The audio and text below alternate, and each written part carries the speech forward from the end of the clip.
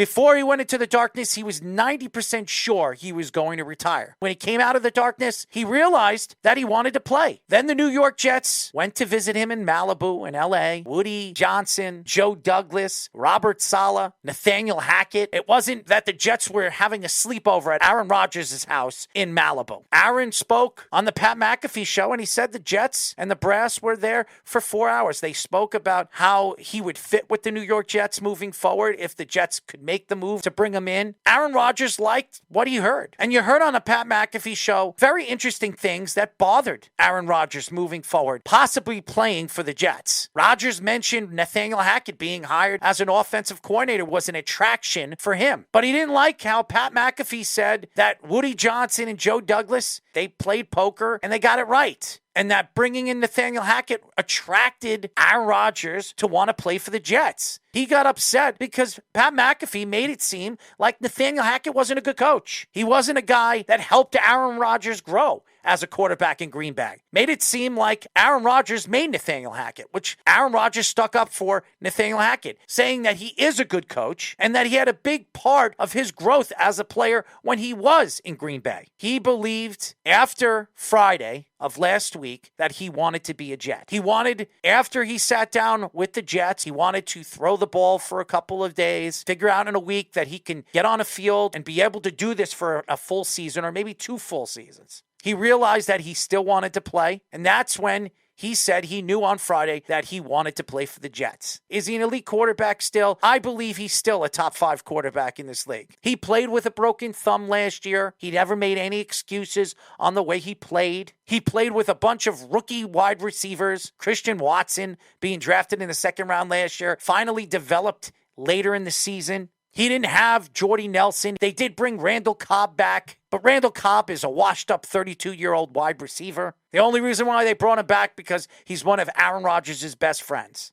Rodgers took shots on the Pat McAfee show at Adam Schefter in regards to reporting having demands that he wanted Randall Cobb or OBJ or Mercedes Lewis to the Jets. Rodgers reportedly texted Schefter, "Lose my number." And this has been a problem for a lot of these writers, because everybody thinks that they can read Aaron Rodgers. Everybody says they have a relationship with Aaron Rodgers. Aaron Rodgers is very independent when it comes to his decision-making. He doesn't have a woman. He's not married. He doesn't have any kids. He doesn't go to his mommy or his daddy and having them spread rumors. He doesn't do that. He's not Jamal Adams. He's a guy that likes to keep things to himself. And when he's ready to open up, he tells his closer friends. He tells people that he trusts. Trey Wingo is a guy that he trusted. And when Trey actually came out on Friday and said it's a done deal, he's going to the Jets, a lot of Jet fans didn't believe him because everybody really from the beginning is blaming Aaron Rodgers on why this hasn't really been closed. It's not done yet.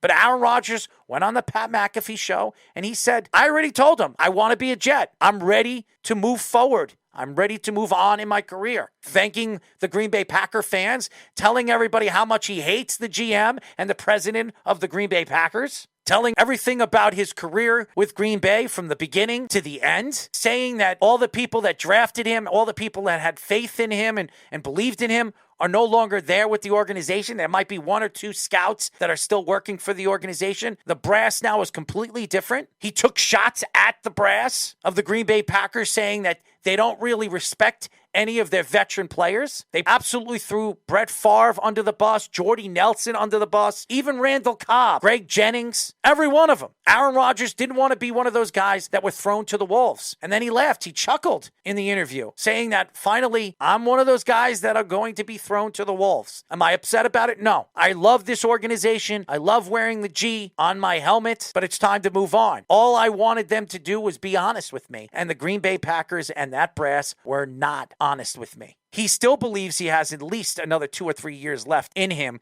to go out there and try to win another Super Bowl. That will, I believe, surpass him from some of these quarterbacks that are trying to be compared to him. I thought it was very funny how he compared himself as the greatest Green Bay Packer to ever play in this game. And there are quite a few great ones. He mentioned Bart Starr and Brett Favre, but he says, I bleed green. I've always bleed green, and I'll always will bleed green. And the funny thing is, he's going to gain green. So he'll end up bleeding green.